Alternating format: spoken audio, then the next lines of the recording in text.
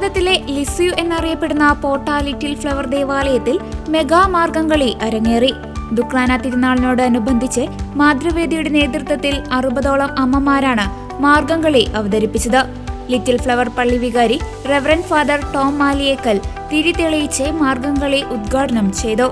Assistant വികാരിമാരായ reverend father Jacob Kuttikkadan, reverend father Raison Thattil OFM Capuchin, കൈക്കാരന്മാർ, കേന്ദ്ര സമിതി പ്രസിഡന്റ്, മാതൃവേദി ഭാരവാഹികളായ ജാർലി വർഗീസ്, റോസ്ലി ജോൺ, ഷൈനി പൗലോസ്, കൺവീനർമാരായ ലിജി വിൽസൺ, സീന ഡേസൺ, നിഷ എന്നിവർ സന്നിഹിതരായിരുന്നു.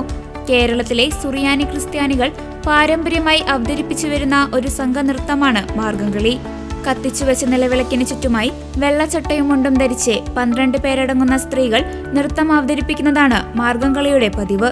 എന്നാൽ 60ഓളം അമ്മമാരാണ് ഈ മാർഗംകളി അവതരിപ്പിച്ചത്.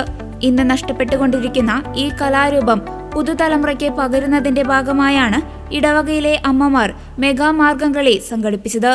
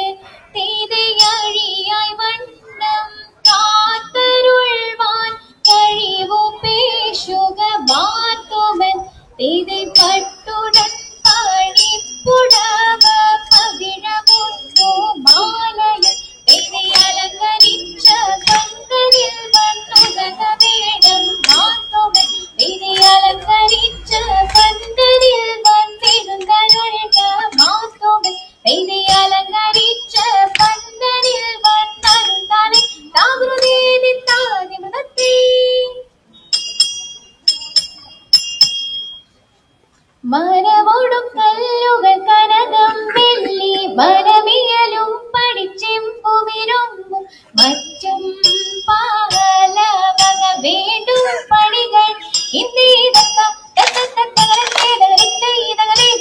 മഹിമയുടരിമകളെല്ലാം ചെയ്യും